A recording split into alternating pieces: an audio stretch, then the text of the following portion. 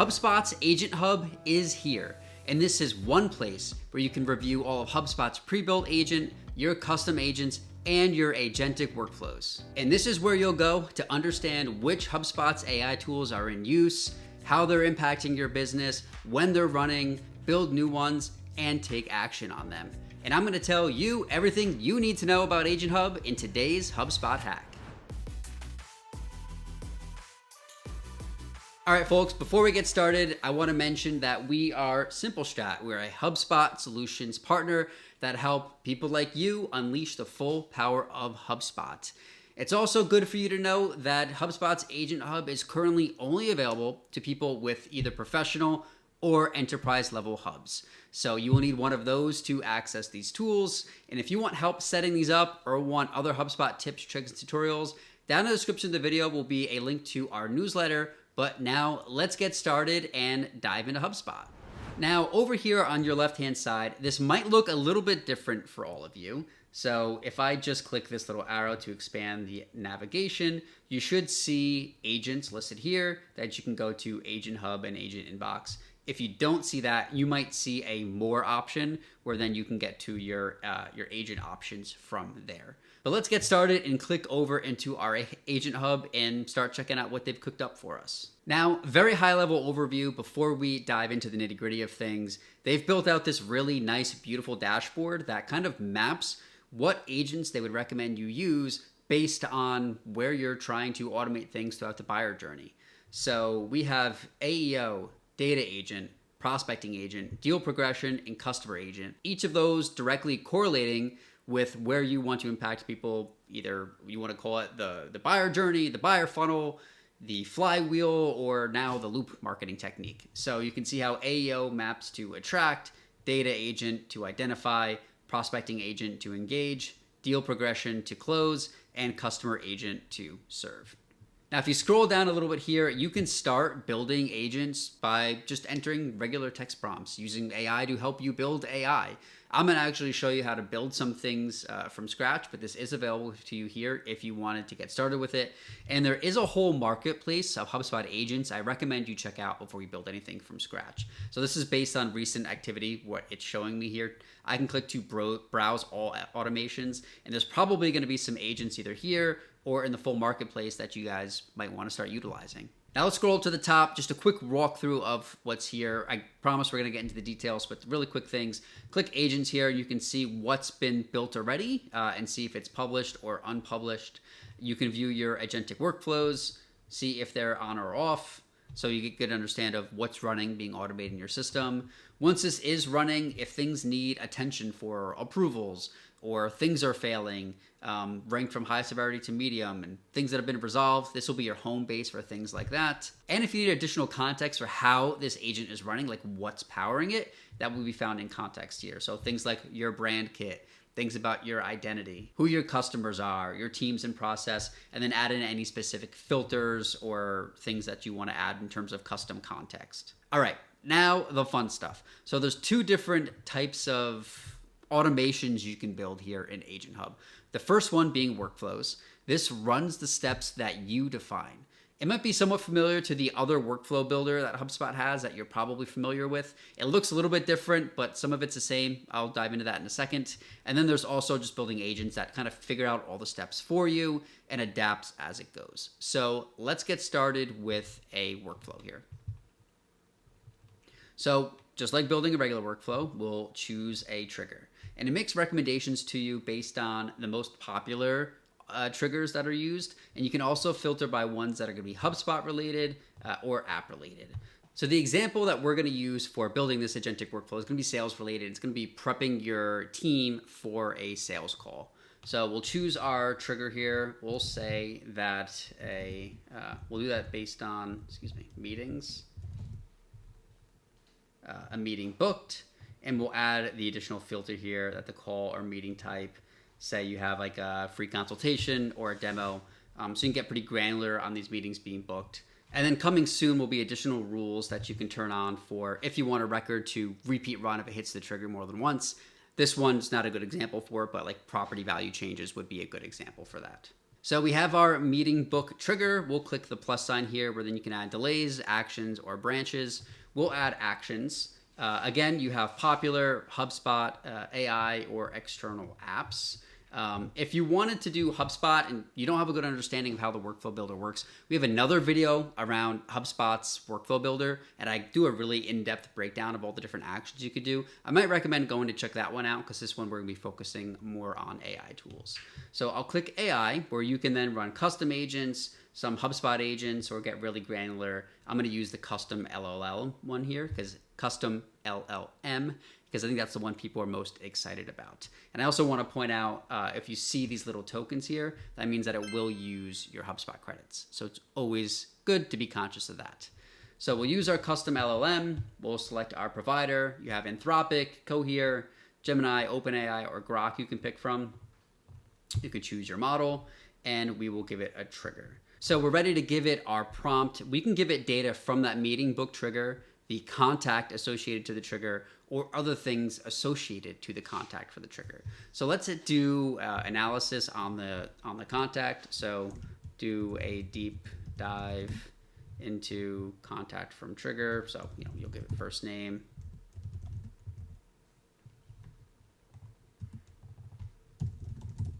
and last name, and their job title, to break down what their pain points likely are. And then also you might want to do some company data here. So now we'll choose the associated to contact. We'll search for company, do research on.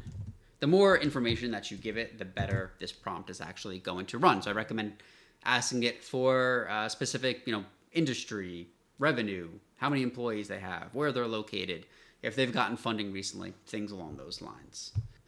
And we're good there. So the next thing you want to do is actually make this output that's going to give you usable for your team. So we'll click this plus icon here. We'll do an action, and you can do in HubSpot. You can send an internal email notification if you want this to go to your team's inbox, or if you want this stored on a property or something, you can also do that. But let's send an internal email notification to the users, and we'll do data tokens, meeting book, and we'll do a meeting host. So this email will go out to whoever is the meeting host.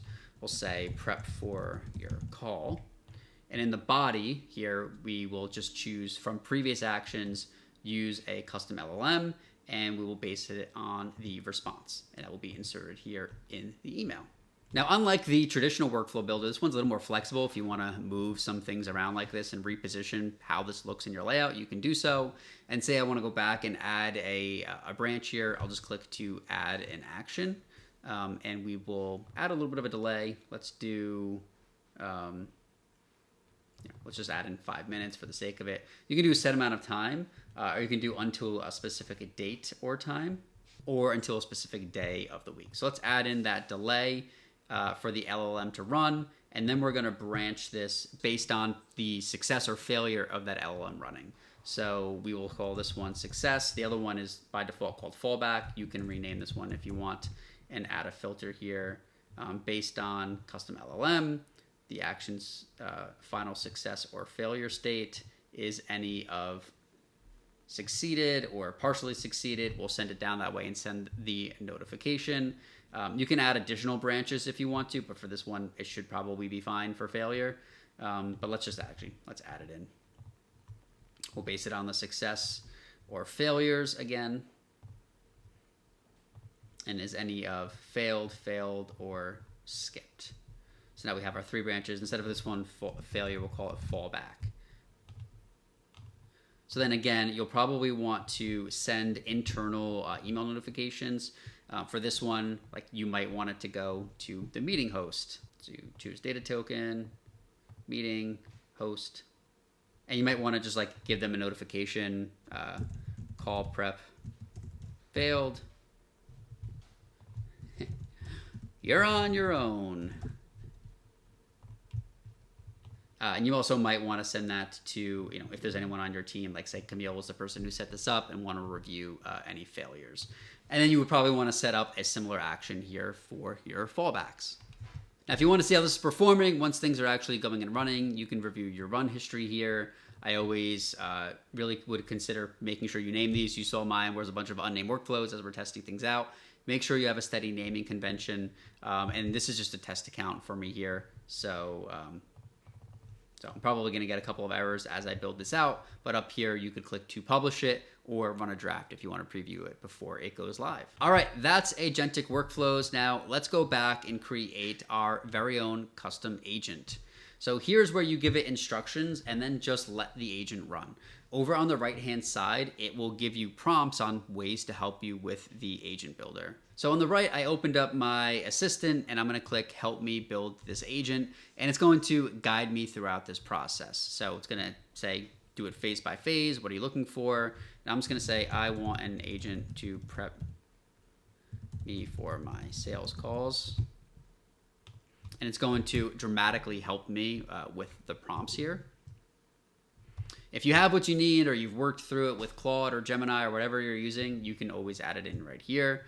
But what's cool about this is it'll give you the prompt, right? So you are a sales call preparation assistant, but it also will give you some other things of like, do you want it to be more concise, more rep focused, or I want to say, give me some outputs that are tangible for my team to review. And now it gives me a nice output example here. So I can just go ahead and copy this initial prompt